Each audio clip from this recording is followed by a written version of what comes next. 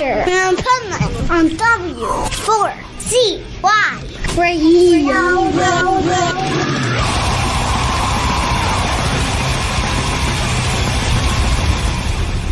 Wake up, America! It's time for the adventures of Pipeman on W4CY.com, West Palm Beach's #1 internet radio station. Here's your host, the Pipeman.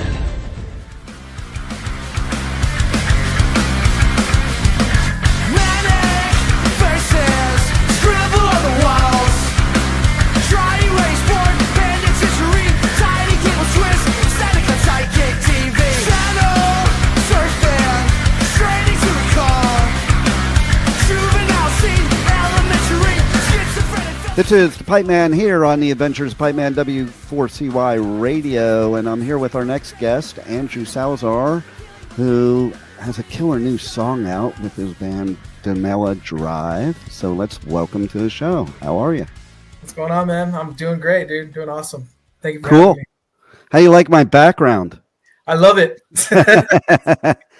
You know, I want you to tell everybody about the new single, Simian Transmission, like what your idea of it is, because, you know, when it comes to songs, artists have one idea of what the message of the song is, and then other people pick something else up. So tell us what your version is. To me personally, my brother has his own view on it. I mean, he wrote the lyrics for it, but my interpretation of it is essentially like having that self-doubt, kind of like being in a lost place, trying to communicate, and it's not getting across the way you want it to get across. That's my point of perception anyway of the song. It's like kind of like trying to communicate, and no one's kind of hearing you out. No one's kind of hearing your perspective, your point of view. That's what I think it is about.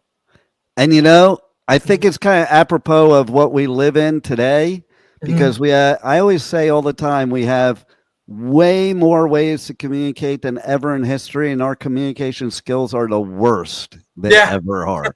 You know, it's like when it comes to everything, social media, email, text messaging, all this technology, you know, we're communicating, but there's meaning that is getting, you know, miscommunicated, or, you know, there's nothing behind it except just the words and whatever that person puts the meaning to those words. For real, even like, it's funny, like sometimes we'll have like a band discussion, we're texting each other, and it could come off as like, I guess, passive aggressive, and then right, it's like that whole Key and Peele. I don't know if you've ever seen before, that Key and Peele skit where he thinks he's being aggressive, and they're just texting each other back and forth, and he's there. They meet up, and he's ready to fight, and he was like, "What's going on, man? Are you okay?" Like, it's like a whole just miscommunication. No doubt. And, you know, it's interesting because I'm sure you've done this. I do this. I'll send a text message and I'll write it out first, and then I'll read it to myself, and I'll be like, I wonder what they're going to think I'm saying. And it's probably the exact same words you'd say in real life, except the difference is you have your facial expressions, your tonality, and so it comes across the right way, and the same exact words somebody's going to interpret totally different without those things. Totally, man. I definitely agree with that. I've definitely done that too. It's like I'm like erasing it, going back and forth. Like, is this okay? Sometimes what I'll do is like I'll do it and I'll just keep it in drafts, and I'll wait till like later in the day or the next day when I'm maybe in a different mindset and read it and go, oh, fuck, I'd be pissed if I got that next. No, for sure, man, for sure. So you said your meaning is different than your brother's. So what would you say your brother's is? Pretty similar, except to me, like especially during the verses, it's kind of like a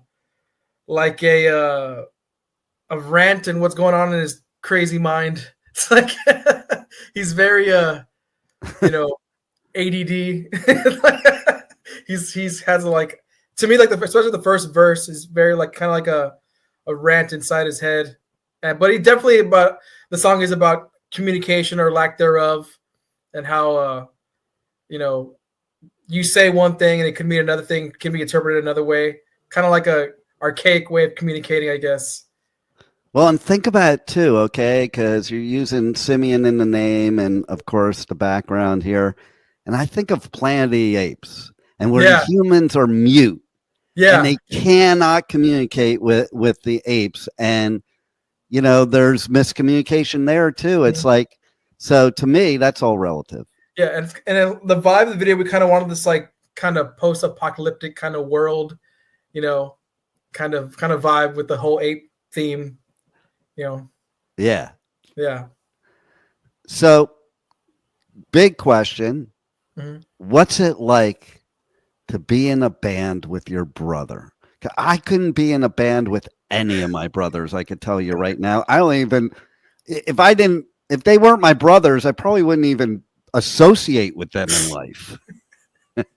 Dude, you know what's crazy? And I've told people this before. It's like, it's probably the most real band I've ever been in because, you know, we can get right to the point. Like, you know, other bands have been in, you kind of have to like eggshells, tippy toe, Yeah, like watch that you makes stay. sense. But with me and my brother, we'll go right. Sometimes Yeah. you gotta like take a step back, like, hey, you know, we need to chill out. But there's definitely been times where like he'll have an idea or I'll have an idea, and we're like, oh, dude, that sucks. Like instantly, like that's horrible, worst idea ever. Like Right. it comes across like that. So as far as me and him, there's definitely not a lack of we communicate pretty well, almost too well.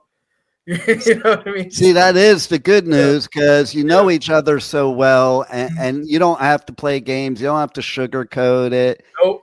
And I mean, I look at it this way anyway. Okay. So if you're in a band, you have the same sibling rivalry as if you were brothers. Oh, yeah. So you already have prepared all your life to be in a band, both of you. Yeah. We've had family members in bands. My grandfather was a musician. Nice. You know, my brothers, because me and my brother were half brothers, but his dad was in my life a lot, and he was a musician. You know what I mean? I have an uncle who was he's in a metal band right now. They're called Flesh Hoarder. He's a musician, and he's the first guy I jammed with. So it's kind of like, you know, and I have other uncles who are he's a musician as well. So it's just there. It's in my family. It's in my kind of in my DNA. You know, and it's interesting. You know, everybody likes to talk about Texas, the live music scene in Austin, but I don't know. I've been to Austin.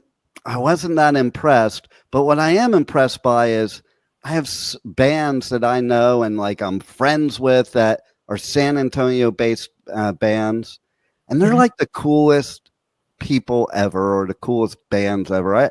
I think maybe Austin should be, you know, take their crown taken away and giving it to San Antonio. I will say this: Austin is straight up. I mean, Austin has its thing for sure. San Antonio, it's definitely to me more of a metal scene, big metal scene here. The hardcore metal scene is huge here, and the brotherhood, because like you probably know him. This really good friend of mine who's Even in Death.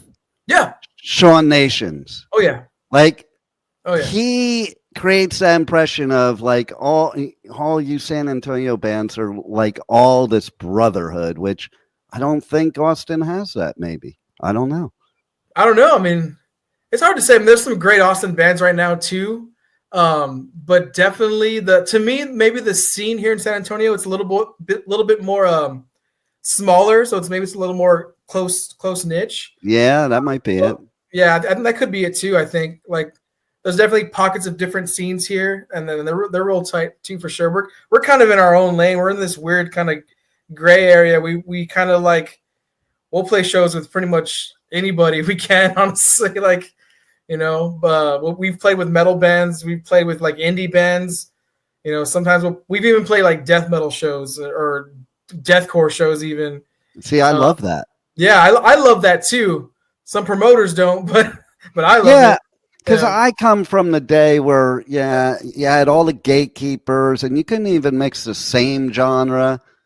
And frankly, it was stupid. Music is music. And, you know, you like it or don't like it. It doesn't matter what the genre is. But if you're only listening to one genre, you may miss out on a lot of music that you probably absolutely love.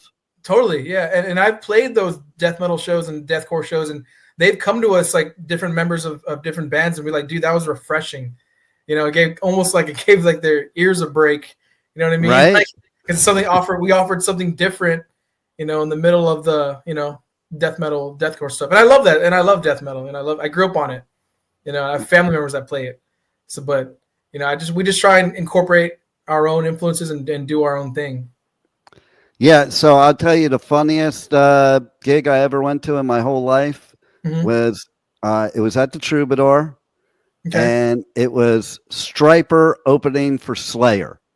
That's awesome. Right? Right? And it was so funny. I remember so clearly. I was up at the stage, and the guitarist of Striper, he was doing a lead, and he bent over, and his cross was hanging down. And I don't know, I was like 15. I don't remember. Idiot kid. And I took his cross, and I flipped it upside down. And he just smiled at me. Like, it was like, it was right then that I realized, well, he is actually pretty cool because like he didn't react the way I expected. Type of yeah, that's cool. That's cool. He gets. I mean, he knows. Well, it's funny because so what? You have two bands that maybe are not the same, and maybe you like them both, and you just have a good time. Live music. Yeah. One thing I think we've learned from COVID is, I don't give a fuck if some kid with a recorder gets up on stage and plays a show. I want to be at live music. I don't care. Yeah, same, man. Yeah. We took it for granted for sure. And I remember our first shows back after COVID, they're actually really crazy. Like, it was like we had crazy pits and people were knocking over tables. Like, it was like chaos. Nice. Like, as soon as we got to 100% capacity at the bars, I love it. It was like, everyone was like, yes. I love it. Yeah. Well, yeah, you got rid of that people being bitchy and complaining about everything and realize, we need this live music. I don't care what it's like on, and there's still people that are going to complain, but a lot of the people that got a wake up call created a much better scene. And I think metal's bigger than ever now after COVID, to be honest. Yeah. Oh yeah. It's like I said, literally Knock Loose is on Jimmy Kimmel the other night. I know. With Poppy. Yeah. I mean, that was insane. And then it's like, he got all kinds of backlash, and then Body Count's going to be on next. Yeah. So it's like, you can backlash all you want, but obviously the audience loved it, or else you wouldn't be bringing another band back that's going to cause chaos on there. Oh yeah, no, I love it, dude. It's awesome. Right?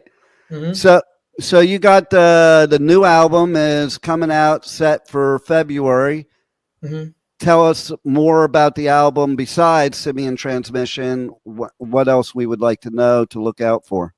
So the next single, it's actually called Mindless Embryonic, and it was filmed by a friend of ours.